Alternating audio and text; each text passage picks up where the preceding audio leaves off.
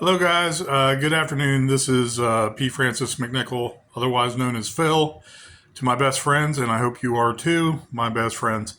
Anyways, I assembled this gamer's desk here. It's called a gamer's desk. It's very solid, but it's smaller.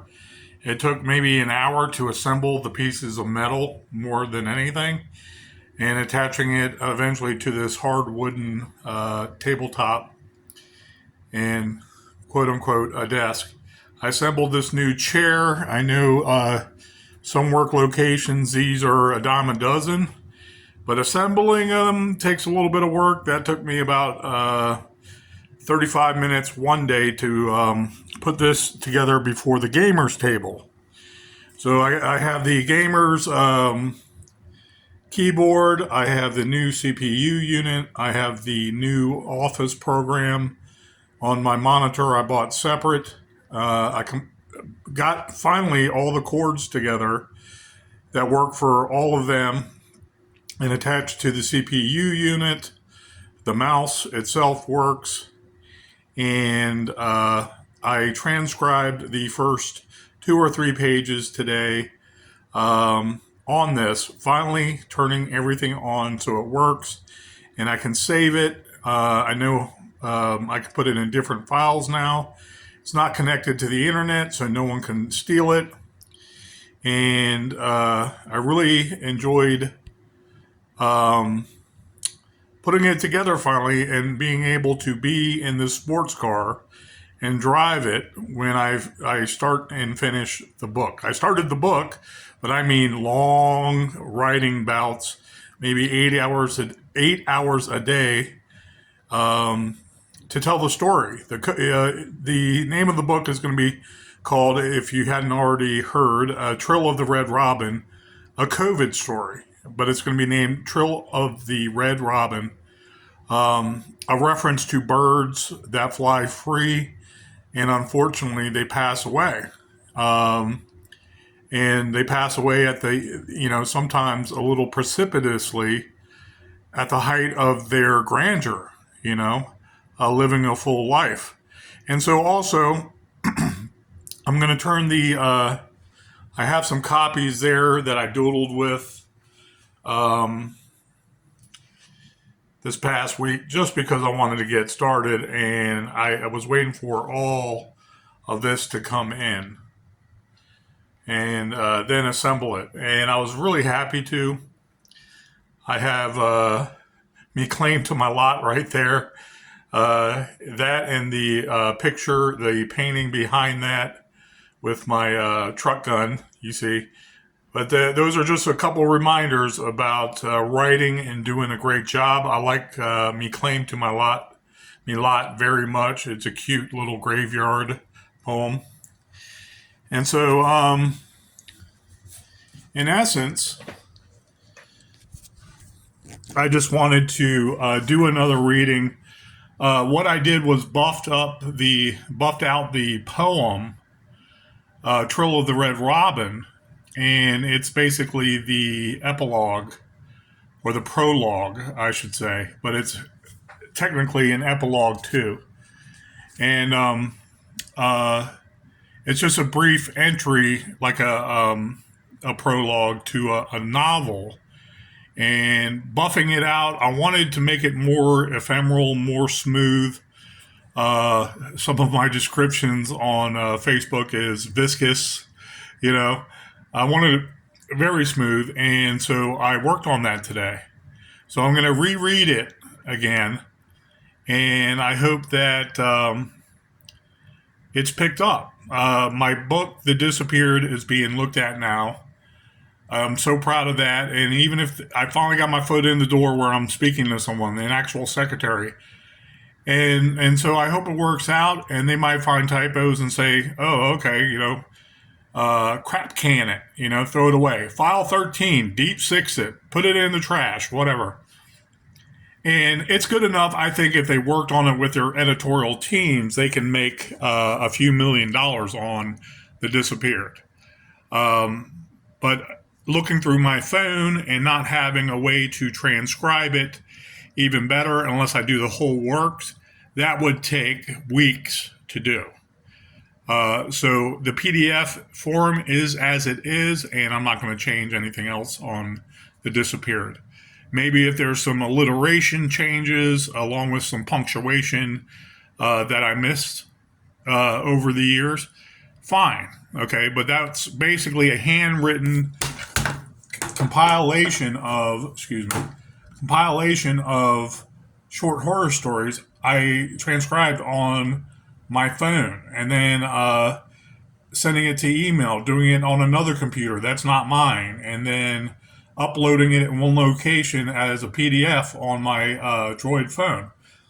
So I just kept on adding to it and adding to it, and about, I want to say, 10 to 15 solid poems are waiting to be put on that too. That's another thing. If they think that putting extra poems on there would help, that's more work. Maybe that, tires them out and makes it more tedious. So they're looking at the disappeared. I'm very happy about that. And Trill of the Red Robin, I would love to write as a full-time job instead of working overnight every night of the week for a very good living that I do.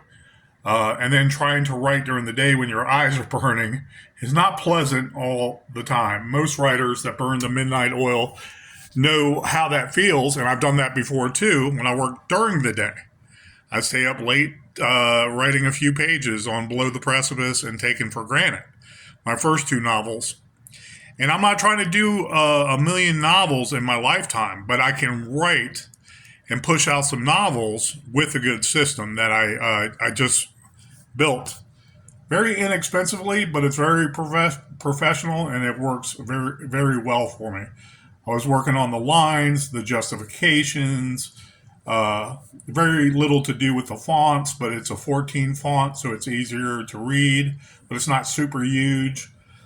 So there's going to be a lot of meat in this, even if it's a shorter story of 150 to 250 pages. It's going to be a very extensive novel with a lot of information in it, and entertainment. I don't mean information like a documentary. I mean information in it to process when you're reading it and you're enthralled by it and you want to keep on turning the page. You're staying up late and you're like, I can't go to sleep because I want to read a couple more. I want to read a couple more. I'll do the first chapter. I'll do the second chapter. You want to sit there and finish the book. And I love it. I love how I started out, and I love the first few pages after the poem.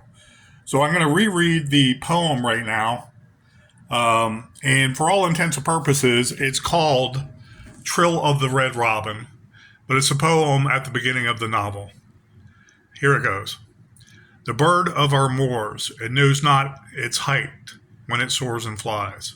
Blown of noble statures, rambles in the gusts. A prince upon a throne as he arises. Majesty, the travails of rain, travesties and toils. The wind his home beroiled, oft agonized. Dour holes in pain souls, lost and is crossed and tossed about the hue and cries. The truest of our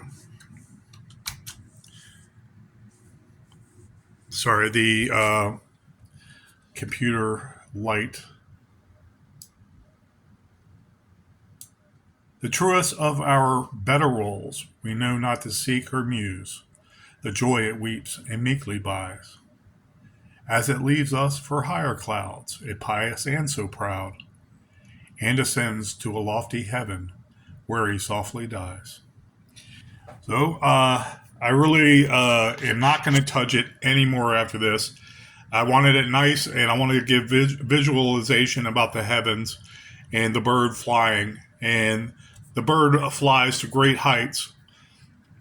And also the symbolism is our mores, our responsibilities to our morals, our treating others as we want to be treated and what have you.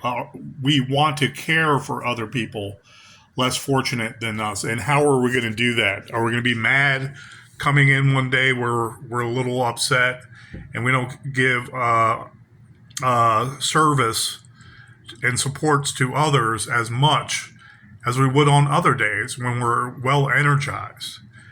And I just love the direction this novel is going, because the entertainment value and the interaction with everything that happened during COVID, true life story, but it's going to be written in a fictional account. It's inspired by true life stories and how people were affected. And unfortunately, our great heroes, many of our great heroes died and are no longer with us. So it's going to be from a perspective where the American people and the Western culture that speak English can understand also the IDD communities more, and the servants that help them with their supports, everything they go through on a daily basis to give a high standard of living to those less fortunate than us with real disabilities where they cannot function very little at all. And I don't mean physically necessarily in all cases. I mean where there is severe mental trauma, brain trauma, skull trauma, a lot of times at birth, sometimes by accident, traumatic brain injury, and that person cannot function anymore. A certain amount of dementia in some clients in the IDD communities. And the hard work everybody does. They do as much hard work as doctors and nurses. And I'm proud of them too. The ones that are moral and they're not trying to profiteer off of death. And they're not going to mislead their clients so they heal quickly and safely. I'm not those are the ones I'm referring to as the good guys. And we do as much work in the IDD community as those good guys. But again, this novel is going to touch base on those that were less than truthful in their careers, those who made bad decisions for other people and harmed them, whether intentionally or not. There was a profit motive, which appears intentional then. And people are going to enjoy this novel looking at it from an outside point of view and say, hey, when I see that guy in the community or that girl in the community and I see someone with them assisting them, it might not be family. Okay, maybe it's a loving family, yes, but maybe it's somebody else that is doing God's work and servant work, helping them to achieve a higher standard of living that even most of us that don't know any better get. That's a funny thing. But anyways, the direct support professionals deserve all the applause they can get through COVID, and those are the real heroes. I'm sorry, nurses, and I'm sorry, doctors. You had a certain amount of things you had to go through, I'm sure. We all did. But do you have a constant patient that you have to care for and make sure that they live and advocate for them for years, and then have to fight with your own colleagues, talking about you nurses and doctors, to get them the proper medication? And you're not a doctor, but you know what sells and you know what doesn't.